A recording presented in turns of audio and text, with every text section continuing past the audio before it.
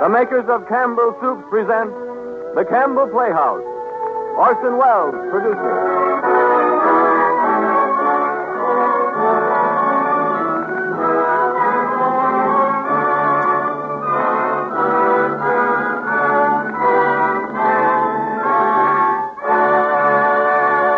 Good evening, listeners. This is Ernest Chappell speaking. Tonight, the Campbell Playhouse presents Orson Welles in his own radio version of Counselor at Law. Heading the cast are Aline McMahon of the theater in Hollywood and Gertrude Berg, who leaves her role as Molly Goldberg on her own program, The Rise of the Goldbergs, to appear on another broadcast for the first time.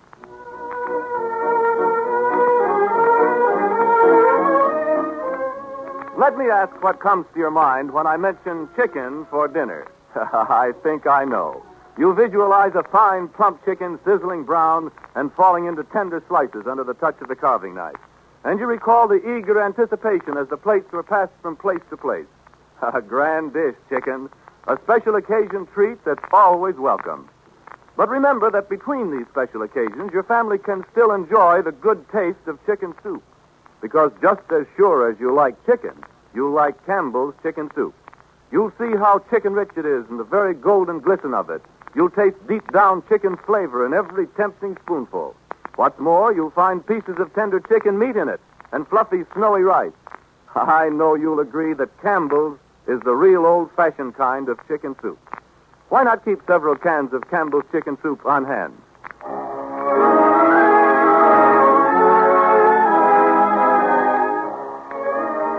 Good evening. This is Orson Welles. The Campbell Playhouse, as I've already mentioned, is a radio show and not a broadcast from the stage. Our stories are addressed to you in your homes and not to an audience that we can see. And only on special occasions are inhabitants of the outside world admitted to the mysterious privacy of the studio from which these words are originating. Tonight is such an occasion. But tonight our story is about courtrooms and judges, laws and lawyers, and nobody knows less about these things than I do. And nobody knows more than my good friend, Mr. Samuel S. Leibowitz, who's been kind enough to come up here and check my script for inaccuracies and to advise me on points of legal procedure. Under the circumstances, the least I could do was to ask him to stay for the broadcast. For Mr. Leibowitz, as everybody knows who can spell out a headline, has been prominent in more celebrated trials than you could shake a docket at. It is hardly necessary to remind you of the Irwin case, the Vera Stretz case, the Scottsboro trial, the bread knife murderess, the Mother Honor slayer, the Vendetta woman, or the Gigolo murder. With this enviable and unprecedented career behind him, I am fairly sure that Mr. Leibowitz examined my case very thoroughly before he took it on. I can hardly hope that he will defend my performance of Counselor at Law. I can only hope that our broadcast will not detract from his record.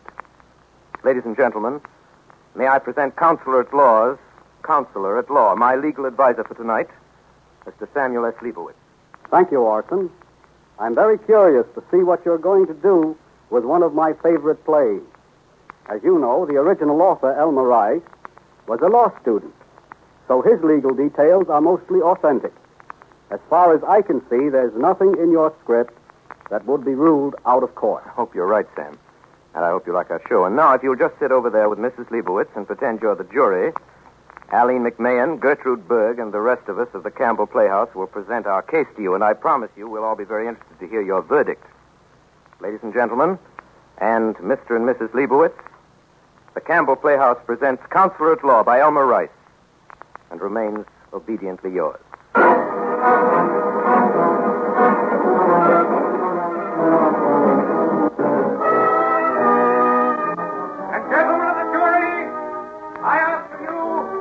Yourself in Zadora Chapman's place. She loved the deceased with all the tender emotion that a woman can lavish upon a man. The small finger that pressed that fatal trigger was the desperations of a loving heart.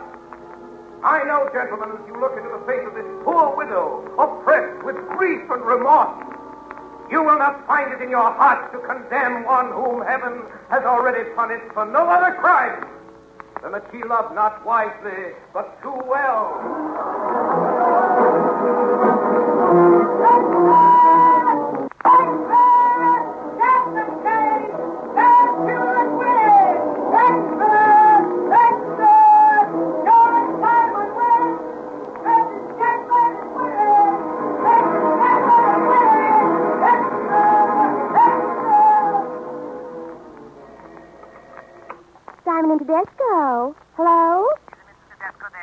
I'll put you through. Hello? Simon and Tedesco. Who's calling, please? Mr. McGee? No, Mr. McKee. Mr. McKee, Kaylight and Kitty? That's right, of Bartlett McKee. One moment, please. Mr. McKee of Bartlett McKee calling Mr. Tedesco. Oh, Henry. Yeah, what is it? Hey, Henry, will you distribute this mail? Oh, gee, I got to get out these notices of trial. Can't you even sort it? Say, who's the office boy around here, you or me? Simon and Tedesco. Fine, boy, please. One moment, please. Hello? Simon and Tedesco. Hiya, Bessie. It's a little loud. Oh, so it's you, is it? I thought you was dead and buried. Did you wear mourning? No, I don't look so good in black. You miss me, babe? Yeah, sure, I missed you. Did you, Bessie? Yeah, like Booth missed Lincoln. Gee, I'm glad I'm wearing long sleeves so I can laugh in them. You go for me, Bessie. You know you do. All right, now I'll tell you one. Wait a minute. Simon and Tedesco. Simon there. Yes, who's calling? Wilson and DeVore. One moment, I'll give you Miss Gordon, his secretary. Wilson and DeVore calling Mr. Simon. Here's Miss Gordon, Mr. Simon's secretary. All righty, go ahead. Hello. I'm still waiting. Yeah, you had another call. Well, here's your chance, babe. You and me stepping out tonight. I can't tonight. Say, you must have your hats made in a barrel factory. You better call me back later. I'm busy now. Hello? Simon and Tedesco. One moment, please. Who did you wish to see, madam? Is Mr. Simon busy? Yes, he is. Would anybody else do? I'll wait for him. Well, he may be busy for quite a while. Oh, that's all right. I got plenty time. All right, take a seat. Thank you. Hello? Simon and Tedesco. Who's calling Mr. Simon? I'll put you through to Miss Gordon, his secretary. Bessie. Tongue on rye and chocolate mountain. Oh, thanks, Charlie. 30 cents and here's your change. You should tell him to put a lot of Russian dressing on it. Yeah, smeared it on 6. Simon and Tedesco. Hello? This is Bellini. Mr. Bellini? Go now. Yes, you can have Mr. Tedesco now. Mr. Bellini's calling Mr. Tedesco. Excuse me, ma'am. Yeah? What is it, please? Ain't you Mr. Simon's mother? Sure, I'm Lena Simon. I thought I recognized you. I guess you don't remember me. Well, I think I saw you somewhere before. I'm Charlie McFadden. Used to be the helper to Barney O'Rourke, the plumber on 3rd Avenue. When you and your old man had the bakery shop and George was selling papers. Oh, sure, of course, sure. Oh, when we lived on 86th Street. Yeah, I'll say you're looking great. Well, you don't look a day older than the last time I saw you. Well, I have my health, thank God. My boy gives me everything, more than I want. Why shouldn't I look well? Well, you sure got reason to be proud of your son, Mrs. Simon. He's a prince among men, that's what he is. Yes, that's just what he is, Mr. McFadden. Well, gave me a new start in life, that's what he did. You know, I was nothing but a jailbird. You're working here for Georgie. Yeah, nearly 4 years now. Process server. Now and again, I do a little private detective work for Mr. Simon. You see, I got ways of finding things out. He's a good man, my Georgie. He always worked hard. Since he was a little boy, he's working hard. Always working and studying and trying to better himself. Sure. That's how he made his success. Well, I'll tell G.S. you're here, Mrs. Simon. No, Mr. McFadden, I'll sit and wait for Georgie. It's all right. He's so busy and I have all day. Hello? Simon and Tedesco. Who's calling me? I'll give you Mr. Simon's secretary, Miss Gordon. One moment, please. Good morning, everybody. Oh, good morning, Mrs. Chapman. Good morning, Bessie. Well, congratulations, Mrs. Chapman. Thanks, Charlie. Well, you sure must be feeling good this morning, Mrs. Chapman. I feel just like a new woman. That's how I feel. Yeah, I'll bet you do. After all you've been through. Of course, after Mr. Simon talked to the jury, I had a feeling that everything was going to be all right. Why, do you know I just sat there and cried like a baby? And when the acquittal came, would you believe it? I was out like a light. Gee, I wish I could have heard Mr. Simon speak. Bessie, will you tell him I'm here? I sure will. Oh, Miss Gordon, Mrs. Chapman's in the office to see Mr. Simon. All righty, I'll tell her. Mr. Simon's on long distance. Miss Gordon says that please take a seat and wait a minute, Mr. Chapman. Okay, hope you don't make it too long. Simon and Tedesco. Oh, good morning, Mr. Simon. Oh, Mr. Simon, he's on long distance just now, ma'am. Oh, well, that's Mrs. Gordon. Well, Miss Gordon is talking on another wire. Do you want to hold on? No, I'll call later. All right, Mr. Simon, I'll tell him you called. Goodbye. That was Mrs. Simon. Did she come around here a lot? Oh, well, not so much. They live up in Westchester. Yeah. She's one of the 400, you know. Her father was the governor of some state. Kind of ritzy, huh? Well, you know the way those society dames are. Sure. They never wear the same dress twice. And Yes, Miss Gordon. Mr. Simon will see Mrs. Chapman now. You ask her to step in? All righty. You can go right in now, Mrs. Chapman. You know the way? Yes, I know the way. Hello, Zadora. Hello, George, darling. Sit down. Thank you, George. Pretty busy, Zadora. What's on your mind? Anything special? I got clients waiting for me. Oh, well, let them wait.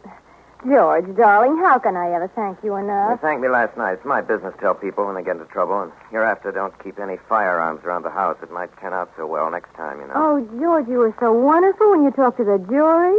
All those beautiful things you said about me. See, it made me feel that you were the first man that ever really understood me. Well, anyhow, I understand juries. It's very nice of you to come in, Zadora. Any time I can be of any further use to you. I'm very Why glad. are you so cold to me, George? Don't you know how fond I am of you? Oh, George, dear, I've learned to grow so fond of you. And I realize you're a Now, married man. listen, Mrs. Chapman. I was engaged to defend you on the charge of murdering your husband. There's nothing in the retainer that requires me to fall in love with you. Well, of all the darn There's nerve. a way out, Mrs. Chapman. Come Are on. you throwing me out of your office? That's what it looks like. You go to the devil. Goodbye, Mrs. Chapman. You're going to pay for this. Say, Bessie, if that woman comes in or calls me, I'm out. You understand? Yes, Mr. Simon. So help me, that's the last of those female murder cases I'll ever handle. Hello, Georgie. Mama. Mama, I didn't know you were here. That's all right, Georgie. How are you? Have you been here long? Bessie, why didn't you tell me my mother was here? Only a few minutes, Georgie. Oh, I'm sorry, Mr. Simon. I didn't know the lady was your mother. What do you mean you didn't know? Don't you ask people who they are when they come in? Georgie, please. I got plenty The next time my mother calls, I want her announced right away, no matter who's in the office. Do you understand? Yes, Mr. Simon. Come in the office, Mama. Have your lunch? Sure. Long time already. Sit down, Mama. Make yourself comfortable. Well, Mama, I decided to go to Europe with Cora next week. That's good, Georgie. That's good. You need a good rest. You work too hard. I don't need any rest, but... Well, hard work's good for me, Mama, but I promised Cora that we'd celebrate our 5th anniversary by taking a trip together. You know, I haven't really had a chance to be alone with Cora much. That's what you should do, Georgie. A man and his wife should be just as close together as possible. Yeah, especially when a man has a wife like Cora. She's a wonderful, wonderful woman, Mama. Yeah. She has a good husband, and you too, Georgie. Oh, yes, of course. According to you, nobody would be good enough for me. It's wonder the King of England never asked me to become his son-in-law. Well, I'm sure his daughters couldn't do any better. Mama, you're sweet. All right, last. My opinion you don't change. Georgie, I want to talk to you. Is anything wrong? You feeling all right? Oh, I'm feeling fine. About me, you mustn't worry, Georgie. What's the matter, then? What do you look so serious about? Georgie, you mustn't be angry. I'm not with going to be me. angry. What is it? Georgie, your brother David called me up this morning. Well, He told me you wouldn't be angry. I'm not angry, Mama. Go ahead. He needs a little money. Money? What does he need money for this time? Check came back from the bank. You mean he gave somebody a bum check? He made a little mistake in his balance. That devil, he made a little mistake in his balance. He's a crook, that's what he is. Georgie, is that a way to talk about your brother? Yes, brother. A fine brother he is, but I'm through with him. He can get himself out of this one. Georgie, be a good boy. It's the last time. He won't do it again. Yes, how many times have I heard that one before? I'm through with him, I tell you. I'm supposed to be an important lawyer around here. I'm mixed up in more front-page cases than any lawyer in New York. People from old families come in and think I'm doing him a favor if I accept their retainers. If I don't happen to like a millionaire's looks, I throw him out of the office. Yeah, it's fine for me, isn't it, to have a brother going around getting himself pinched in gambling raids and handing out rubber checks. It's great, isn't it? George, please. For me, do it. Not for him. Oh, no. I don't always ask you for something, Georgie. All right, then, Mama. Put it that way. Rexy, you come in? Thanks, Georgie. You're a good boy. Yes, Mr. Simon. Oh, hello, Mrs. Simon. How are you? Can't complain. Thank you, Miss Gordon. Rexy, make out a check. My brother for... how much is it, Mama? $450. $450. Cash. Put in the mail tonight. Yes, Mr. Simon. Oh, Pete Malone from the county clerk's office is outside. He says it's important. A few minutes. Can't be that important. He can wait. Yes, sir. A nice girl, George. That's Miss Gordon. Yeah, she's a wonderful secretary. Couldn't get along without her. How is it such a nice girl like Miss Gordon don't find herself a husband? I don't know. I don't think she's interested in men. Well, George, I see you're busy, and I think I'll go home now. All right, Mama. Take a taxi up Oh, there. bus is all right, too. The bus is good enough. And thank you, Georgie, for David. And from now on, I'm sure he'll be a good boy, like you. And every night, George, I say a prayer for you and for him. Goodbye, Mama. Goodbye, Georgie. Take care of yourself. Goodbye. Rexy. Yes, Mr. Simon? Rexy, how much did I tell you to send a bill to Mrs. Richter for? Oh, 5,000. I better make it 6 and send it to her as soon as the separation agreement is signed. I wanted to get it while she's still grateful. Yes, sir. Oh, Mr. Simon. Yeah, what is it? Motion to dismiss Palin against White National comes up this morning. Getting adjournment. And here's a money order for $50 from Mrs. Moran in that accident case. Send it back. She can't afford to send me $50. Hello, Mr. Simon's office. Miss Gordon speaking. What is it now? It's Mrs. Simon. Hello, darling. How are you? How are you, dear? I'm fine. I had a hard time getting you. Yeah, I was talking to Washington. You didn't get home last night. No, the jury didn't come in till after midnight, and by the time I got it out, it was nearly 2. George, Yeah? did you check on the reservation? Oh, yes, darling, on the Paris. Say, why don't you have lunch with me? Can't I have a date? Oh, I see. I'm sorry. Oh, that's all right, darling. I'll see you this afternoon around 3. Thanks. Goodbye, sweetheart. All right, anything else? Well, Pete Malone's still waiting to see you. Oh, and there's a wire from Washington. I don't understand it. All it says is yes, and it's signed XYZ. Let's see it. Swell. Get Joe Fishman of Fishman and Company right away. Come to buy 5,000 shares of Gulf Coast Utilities at the market. But, Mr. Simon, you said only last I week... know it's a lousy start, but that wire's a hot tip. The court's going to dismiss the complaint against the company, and the stock's due for a little whirl. Go on, hurry. What are you waiting for? Do what I tell you and send in Pete Malone. Yes, Mr. Simon. Bessie. Yes, Miss Gordon. Mr. Simon will see Mr. Malone. Yes, Miss Gordon. Oh, and Mr. Simon, before you go out, Mr. Tedesco would like to have a word All with right, all right. Come in. Hello, George. Oh, what's on your mind, Malone? Plenty, George. I'm afraid it's not good news. Sit down, spill it. You know my brother Ed, the warden up at Elmhurst? Sure, I know him. How's getting along up there? Oh, he's getting along all right. They tipped me off to something I think you ought to know. All right. You ever remember handling a case for some fellow named, wait a minute till I think of his name. It's some Dutch or Hebrew name, something or other Stein. Wait, I think I wrote it down somewhere. Yes, here it is. Breitstein. Johann Breitstein. Remember him? Yeah, I remember. Johann Breitstein, a German boy. I defended him on a larceny charge about 8 or 9 years ago and got him acquittal. What about it? Was there something about an alibi? Yeah, he had an airtight alibi. That's why the jury acquitted him. Yeah, well, it seems there was another guy who was mixed up in the case. Is that right? Yes, he established the alibi for Breitstein. That's it. Well, this bird's doing a stretch up at Elmhurst, and it seems he had a session with a friend of yours who's a member of the parole board. What are you talking about? A man by the name of Francis Clark Baird. Ever hear him? Yes.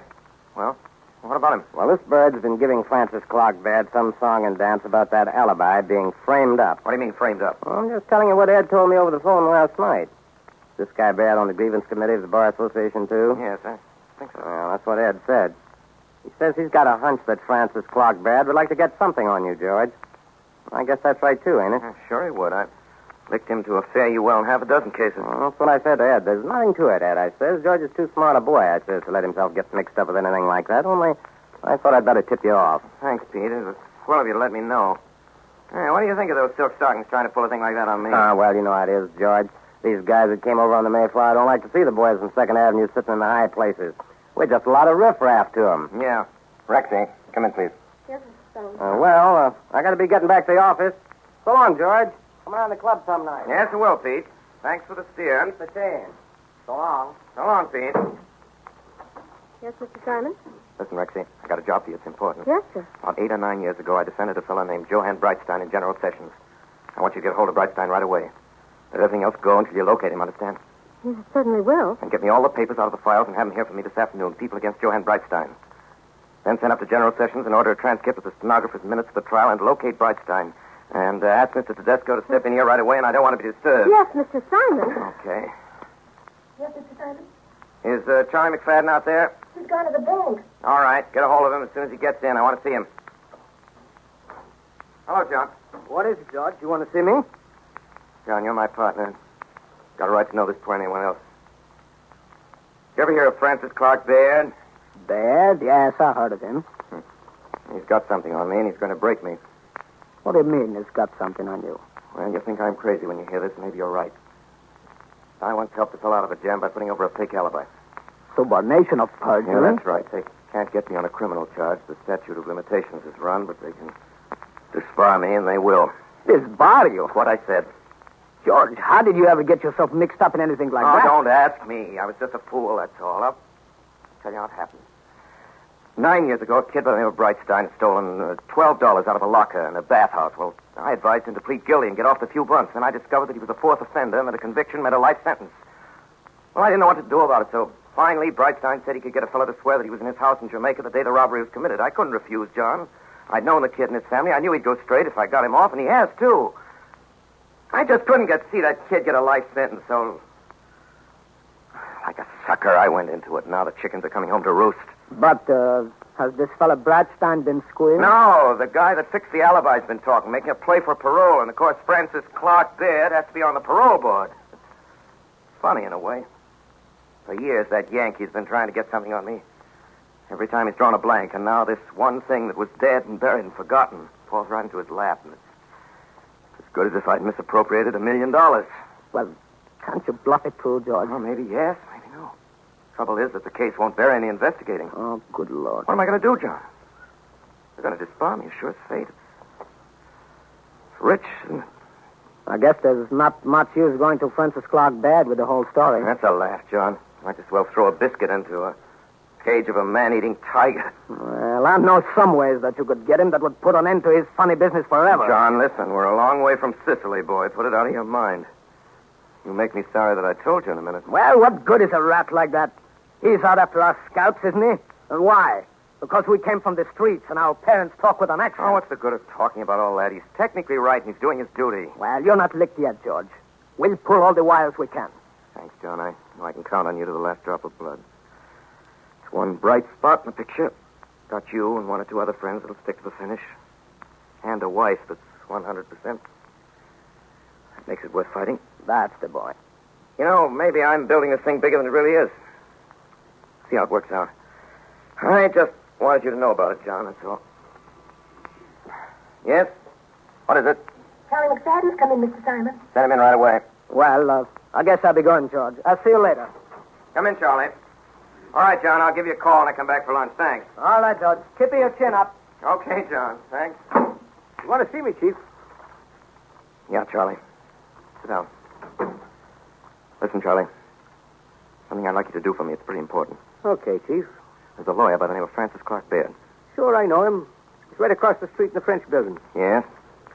What I'd like you to do, Charlie, is to see what you can find out about him. You want him shadowed, is that it? Yeah. Well, Rexy, come in, please. Yes, Mr. Simon. Yeah, Charlie. I want you to know how he spends his time and who his friends are and where he goes nights. I get you. I don't suppose it'll do much good, but you might try. Leave it to me, Chief. I got lots of ways of finding things out. Yes, Mr. Simon. Listen, Rexy. All right, Charlie. Thanks a lot. So long, boss. Rexy, did you locate Brightstein? Well, I found out where he works. He's out on a job, and we're trying to get him. Well, have him come to the office the minute you find him. All right. I've got to go to court now on that Wheelock case. I'll be back in an hour. And you better get something to eat. I'm not hungry. Oh, Mr. Simon. Yes, Rexy, what is it? Mr. Simon, is there anything wrong? Oh, there is, isn't there? Of course not. Why is there anything wrong? Well, because if there were anything that I could do, Mr. Simon... Now you can mind your own business. That's what you can do.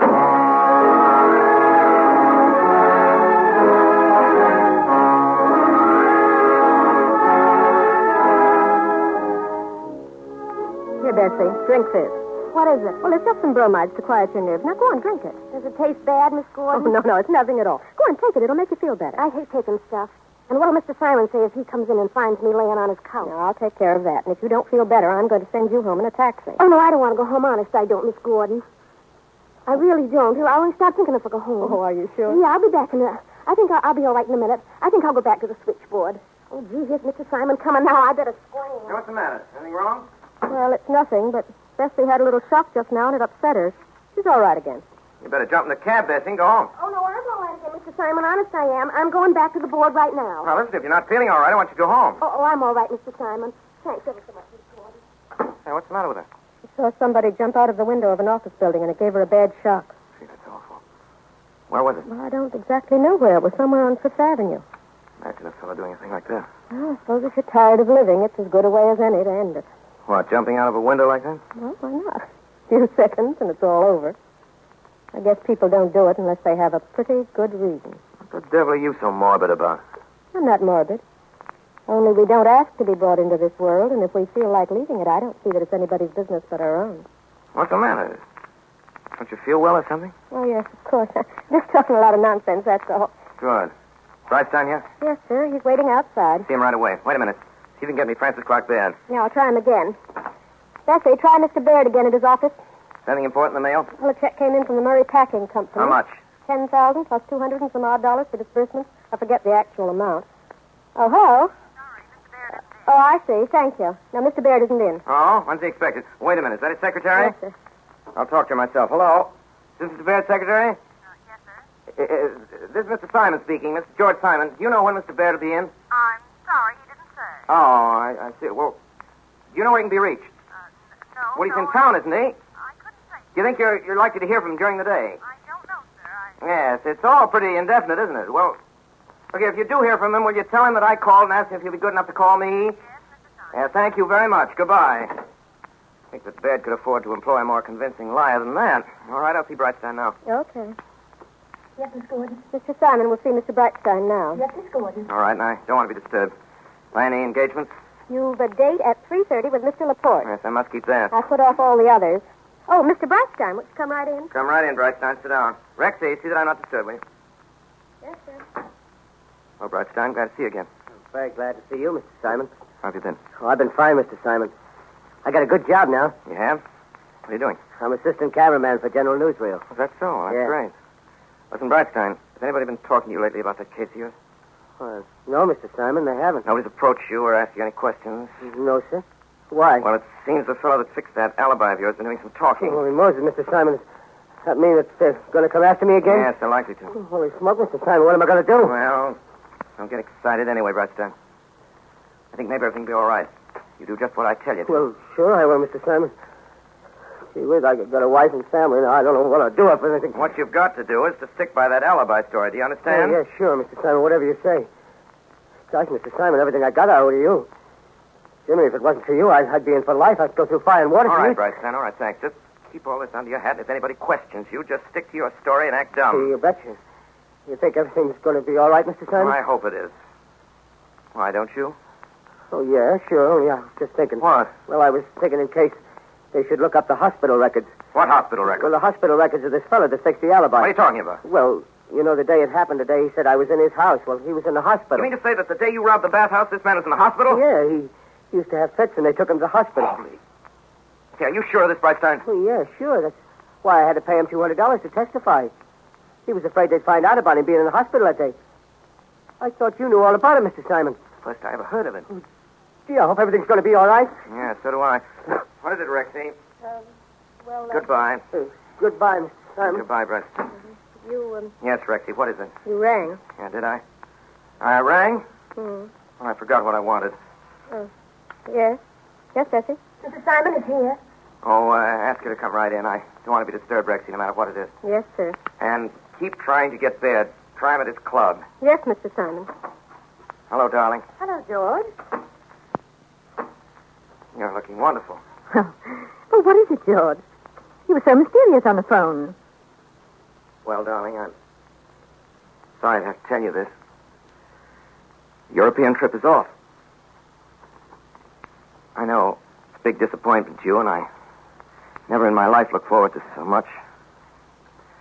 Something has come up. I can't get away. But you were so certain only yesterday that nothing could keep you from going. What is it?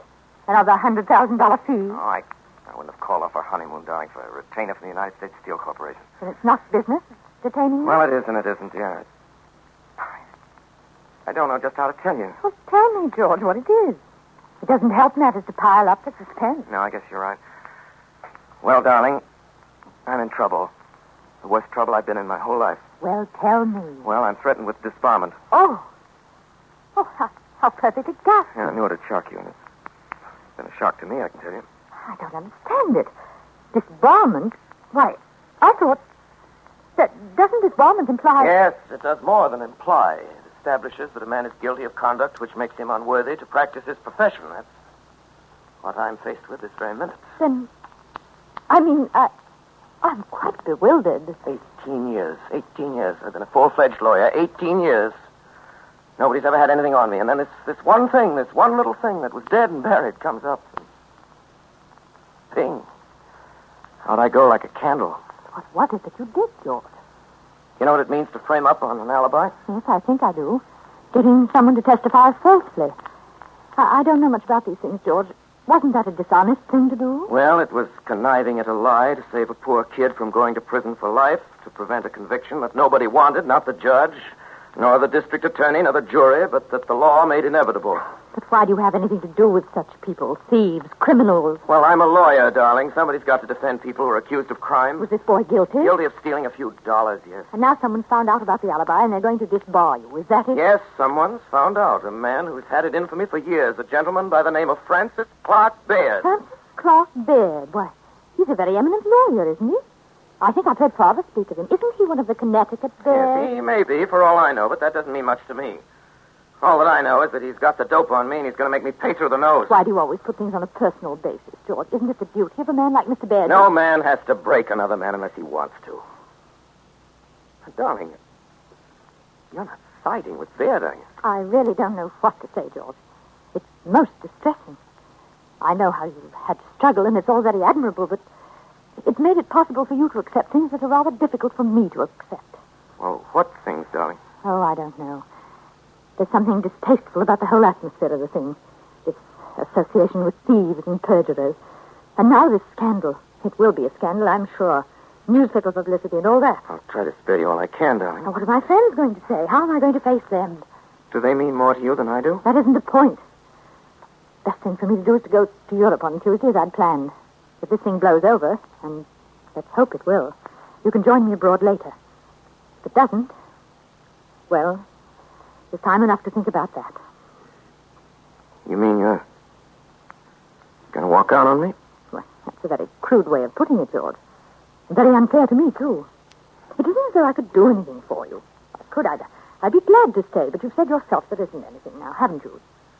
Yes, I guess I did. Just that at a time like this, I thought I'd like to have you around, that's all.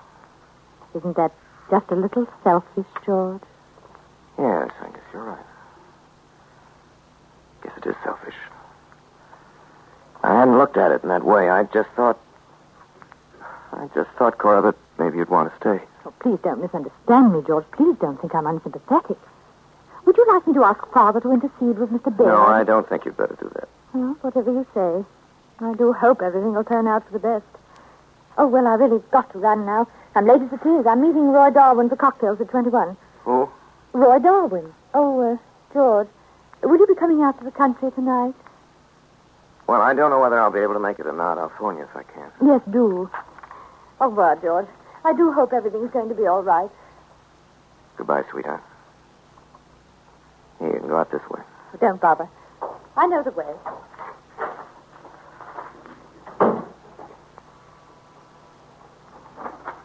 Rexy, any luck with that Baird call? No, I called his club. They said he wasn't there. Sure they did. Lousy. Knows who it is, and he's ducking. Mr. Simon, it's time for you to leave for your luncheon appointment with Mr. Laporte. What? Oh, yes. It's time to leave? Yes, sir. All right. So, you know, Rexy, maybe that guy wasn't so crazy after all. What do you mean, Mr. Simon? The one that jumped out of that window. Maybe he's better off that way. Troubles are over. But I thought you I said- know I did. Maybe I was wrong. What's the matter? Nothing. What are you crying about? I'm not crying. It's nothing. Nothing at all. What's the matter with you lately? Nothing the matter with me. Don't you feel well? Yes, of course. Maybe you've been working too hard. Maybe you ought to have a little vacation, huh? No, I don't want any vacation. Well, maybe I'll be going away myself soon, then you get a good rest. I don't want to rest. I'll get a cab for you now. Never mind, I'll find one. If anyone calls me, I'll be back in an hour. And get me a reservation on the 4 o'clock plane to Washington. Yes, Mr. Simon.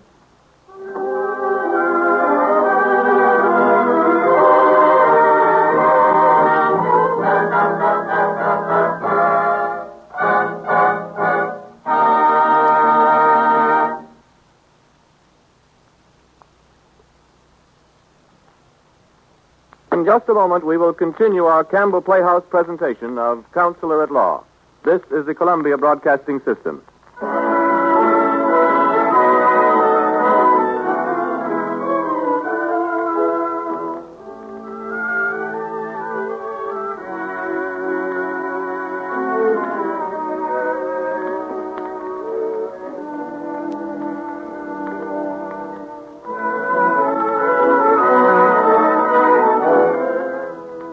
This is Ernest Chappell speaking. We welcome you back to the Campbell Playhouse presentation of Counselor at Law, starring Orson Welles, Aline McMahon, and Gertrude Berg. This is, frankly, an interruption, but a very brief one. In our first performances of the new year, we wish to thank you for your ever-increasing use of Campbell soups, which make these programs possible. Last year, 1938, you bought more Campbell soups than in any previous year in our history.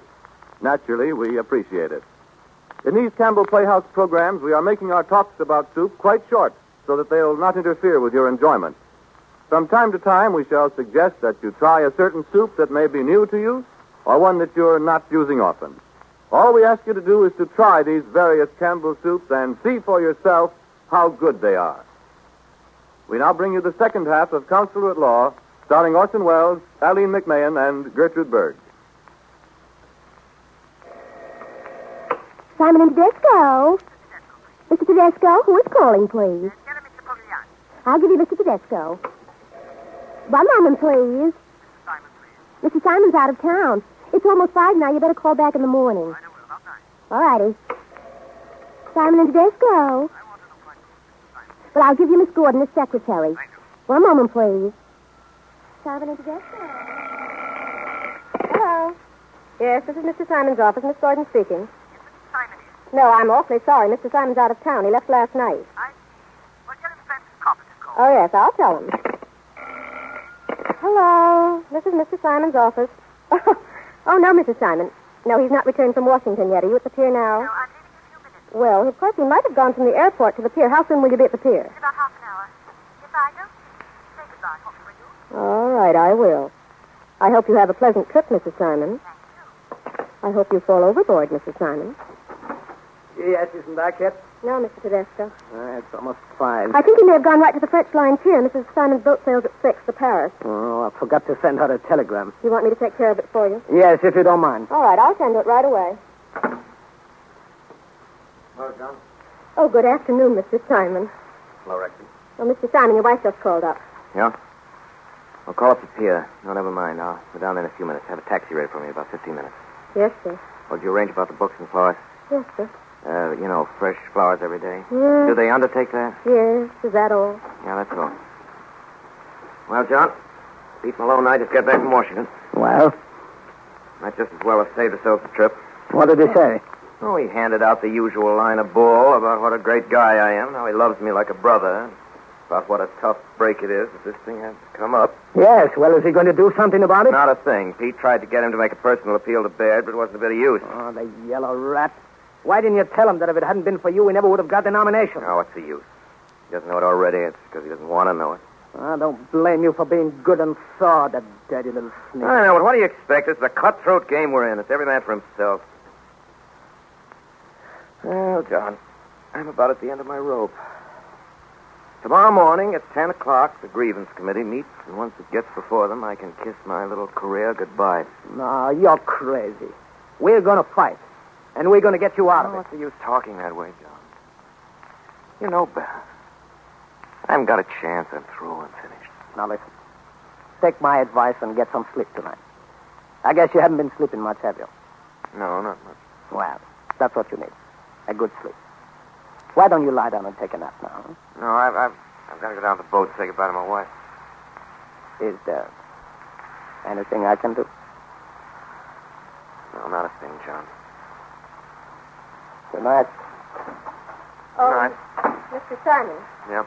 I forgot to tell you, Charlie McFadden wants to see you about something. Wait till tomorrow. You getting me a cab? Yes, sir, right away. Yeah. Excuse me, Chief. Can I see you for a minute? Not now, Charlie. I've got to go down to the boat, see Mr. Simonoff. Well, I've got some news for you, Chief. I'm sorry. You got some... What kind of news? It's about our friend across the way. Oh, Baird? That's him. Let's have it. Come on, Charlie. Found out something about him? Well, I'll see you. Well, what is it? Well, Francis Clark there is leading a double life. What do you mean he's leading a double life? Well, wait till I tell you now, Chief. Remember me telling you I found out that he's always making business trips to Philadelphia? Yeah, well? Well, yesterday off he goes to the Pennsylvania station and boards a train for Philly with me right behind him. He gets out of the station and hops a taxi for Germantown. So I grabs another hack and tells the driver to follow him. Yes, go on. Well, we're going along great when all of a sudden we gets into a traffic jam. And by the time it gets straightened out, we lose him. Well, is that all? Oh, Lord, no. That's just the beginning. I goes back to the station and hangs around, waiting to see if the other taxi's going to come back. Well, after waiting for about 3 hours, sure enough, back it comes. Was Baird in it? No, sir, he wasn't. Well, go on. Well, I gets talking to the driver and asks him if he remembers. He says he does. He takes the same man out every week to visit his niece in Germantown on Sycamore Drive. Number 1217 it was. So I drive out to 1217, and it's dark by now. So I looks in the window, and there's a girl. A good looker she is, too. And there's a photograph of Baird over the mantelpiece. Was Baird there? No, sir, he was not. Oh, what is all this? What proof you got that he ever was there? Wait a minute, Chief. I ain't done yet. I says to myself, that little lady don't look like no niece to me. Is that what you call evidence? No, sir. Well, go on. Well, there's nothing to do till everybody's in bed. Then I goes back to 1217 and takes a look into the house. What do you mean? You broke into the house? Well, I wouldn't want to admit that, Chief. I'd be liable to arrest and imprisonment if I did. Are you crazy? What'd you do a thing like that for? Now, don't worry about me, Chief. It was an easy job, and I ain't so much out of practice as I thought I'd be. Well, what'd you find out? Well, I figured there'd be letters from him, and there was. You found letters from Baird to this woman? Yes, sir. A whole stack of them. Where are they? What do they say?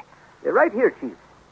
They're all about how much he loves her and adores her, and about how she don't have to worry about her future if she'll just lie low and keep her mouth shut. Charlie, you don't know what you've done for me. Well, it's the least I could do, Chief, after all you've done for me. Rexy! Yes, Mr. Simon. Get me Francis Clark Baird on the phone right away. Yes, sir.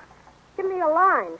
Rexy, I think we've got Mr. Francis Clark Baird just about where we want him. And say, Rexy, take dictation. Yes, Mr. Simon. To my wife. Darling, don't sail. Get right off the boat. Everything's going to be all right, and I'll be able to go with you in a few days. Phone me the instant you get this. All my love, sweetheart.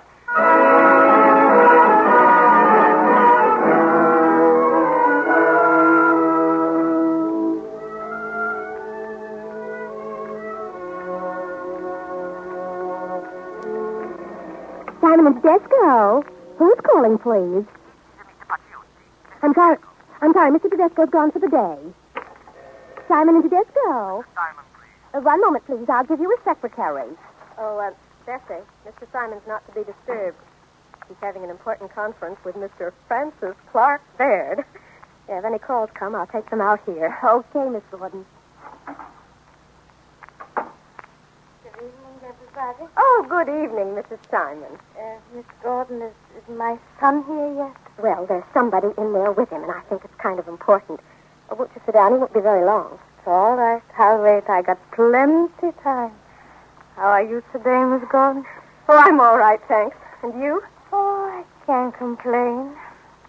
You know, Miss Gordon, every time I come in the office here, I always think of the first place my Georgie worked.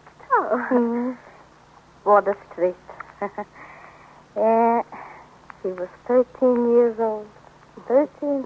She was an office boy already for Hirsch and Rosenthal. For $4 a week. Oh, well. Yeah, $4 a week he started. Yeah, and today he's the biggest lawyer in New York. Miss Gordon, he's feeling all right. Yes, as far as I know now. Why? I don't know. Every day this week when he called me up, he sounded so blue. Oh, well, if there was anything wrong, he'd have told me. Yes, Miss Baird, that'll be perfectly satisfactory. Now, after you. Thank you.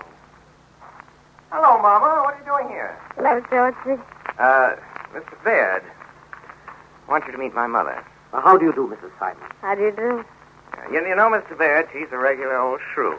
If I don't behave myself, she comes after me with a rolling pin. Georgie, how can you talk such foolishness? I'm afraid I really must be going. Oh, must you? I'm very sorry. All right, Mr. Baird. And thanks for coming in. Why don't you drop in someday and have lunch with me, Mr. Baird? Thank you very much. Good day, Mrs. Simon.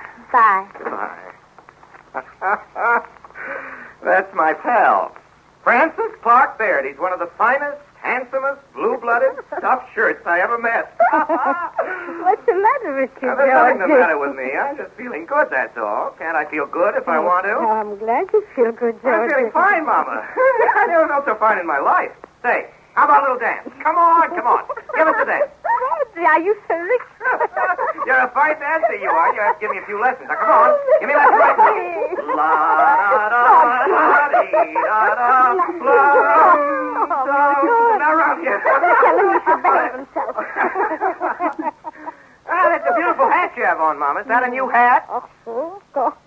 2 years ago it was new. I never saw it before. Here, Mama, buy yourself a new hat. I don't want a new hat, Georgie. I want you to buy yourself a new hat. Come on, take it, Mama. Georgie. Say, Bessie, go home. I won't need you anymore. Oh, you're expecting Mrs. Simon to call. That's all right. I'll take the call myself. Go on, Bessie. Beat it. Yes, sir. And say, Bessie, treat yourself to show tonight. You and your boyfriend. Oh, gee, thanks, Mr. Simon. Good night. Good night. Say, Rexy, you can go home, too. Oh, I'm in no hurry. Go on home, I tell you. Don't you know there's a law against night work for women? Oh, is there? Are you sure you don't need me? Listen, if you don't go right away, I'll drop you out of the window. Go on, run along. All right, I'll get my things. Well, good night, Mrs. Simon. Good night, Miss Gordon. Good night.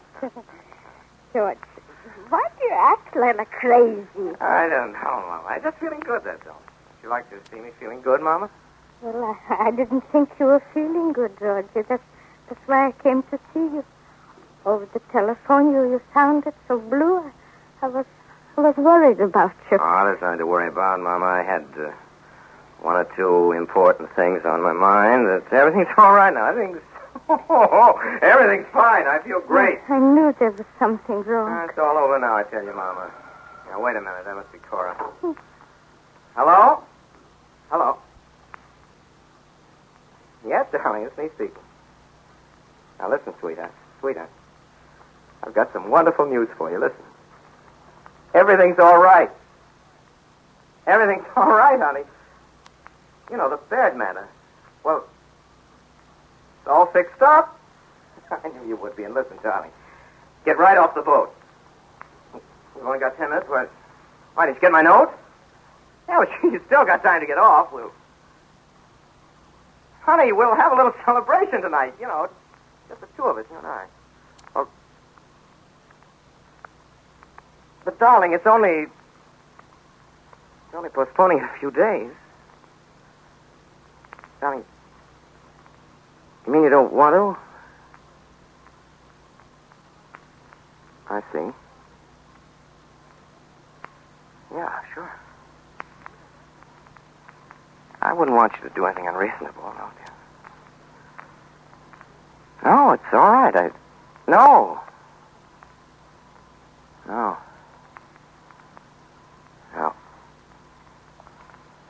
Thanks. Well, have a wonderful trip. Goodbye. Georgie. What's the matter, Mama? What do you want? Georgie, something wrong? Tell Mama. Nothing wrong, Mama. And I tell you, there's nothing wrong. Why don't you tell me, Georgie? Let me alone, Mama. Can't you let me alone? Yes, Georgie. Only if I can help you. I don't want any help, Mama. Help me by going home. That's how you can help me. All right. All right, Georgie. If you want me to go, I'll go. I wish you would. I have some work to do. Bye, Georgie. Please take good care of yourself. Yeah, goodbye, Mama. Bye. Stop worrying about me. Bye. All right.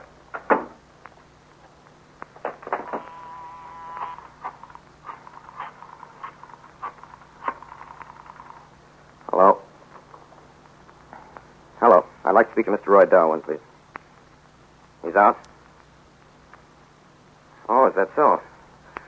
He left for Europe. When did he sail? 6 this evening? I see. Hello. Do you happen to know the boat he's sailing on? The Paris. Thank you.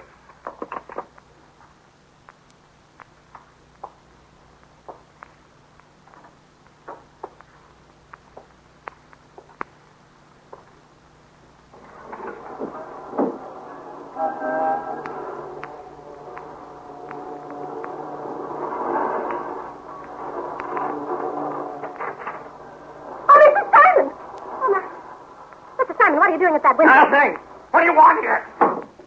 Didn't I tell you to go home? What's the matter? Well, I've been putting on my hat and coat. Don't lie to me. Don't lie to me. You've been hanging around spying on me. That's what Oh, you've no, been I doing. haven't. Honest, I haven't. Don't lie to me. You've been spying on me. Oh, I couldn't go home. I was so worried. Shut up! Shut up! You hear me? Or I'll break every bone in your body. You better start looking around for another job. Leaving this business. Oh. I'm through. I'm finished.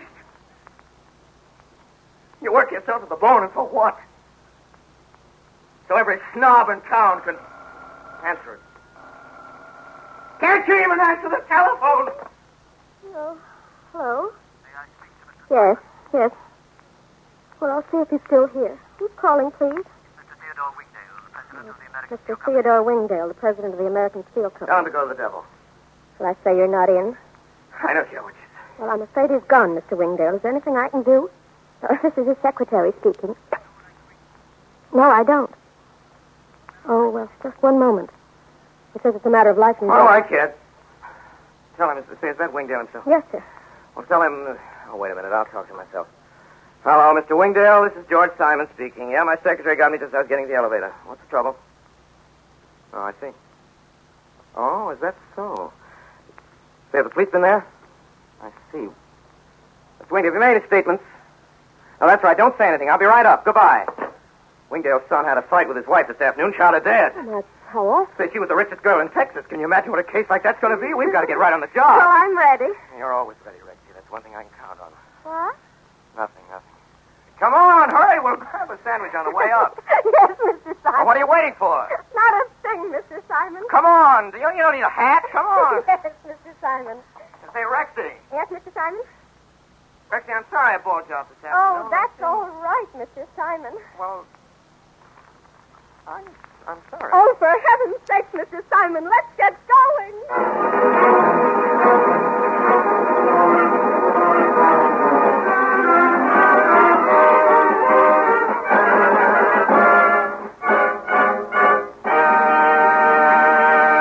You have just heard Orson Welles in his own Campbell Playhouse production of Counselor at Law by Elmer Rice. In just a moment, Orson Welles will bring you his guest of the evening, Mr. Samuel S. Leibowitz, noted trial lawyer, and the leading players of tonight's cast, Aline McMahon and Gertrude Berg. But first, as I said a little while ago, you and your family can enjoy the good taste of chicken anytime just by serving Campbell's chicken soup. You see, it's made the good old-fashioned way. Campbell's chefs use all the meat of government-certified plump chickens. Then they simmer the broth long and slowly until it positively glistens with golden richness and delicious chicken flavor abounds in every spoonful. They add snowy rice and pieces of chicken so tender it almost melts in your mouth. But after all, the proof is in the eating. So why not have it this weekend? Because just as sure as you like chicken, you'll like Campbell's chicken soup. Now, here is Orson Welles. And here is Mr. Leibowitz. Well, Orson, the jury requires no deliberation. Mrs. Leibowitz and I have reached our decision. We find you guilty. Guilty of a good show in the first degree. Well, Sam, I won't appeal that. You know, this isn't the first lawyer I've played on the radio. Yes, I remember you used to be quite famous for your impersonations of me on news broadcasts. For a while there, I thought it was I.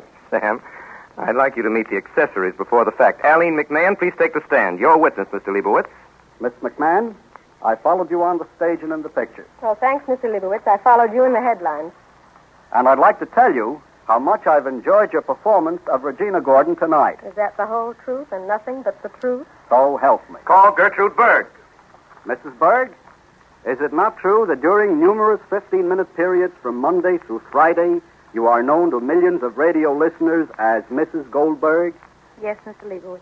And is it not true that tonight is your first appearance outside that radio series? I must remind you, Gertrude Berg, that anything you say may be held against you. Yes, Mr. Leibowitz.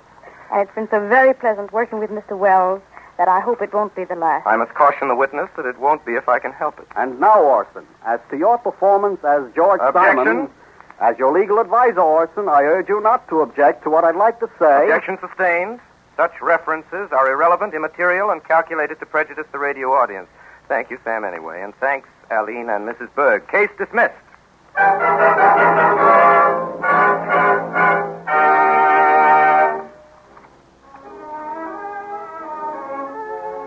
Well, next week, we're leaving offices and courtrooms and taking you out of doors and out to sea for a sea story, a true sea story. For all of the wild yarns that are spun about ships and sailors, the hardest to believe is the thoroughly authenticated adventures of the crew of the HMS Bounty and her master, Captain Bligh. Nordhoff and Hall have retold these adventures in 3 bestsellers. The name of the first of these was the name of a great movie. It is also the title of next week's broadcast. Until then, until Mutiny on the Bounty, until next Friday night, the Campbell Playhouse is obediently yours. Heard on tonight's program was Manhattan Serenade by Louis Alter. This is the Columbia Broadcasting System.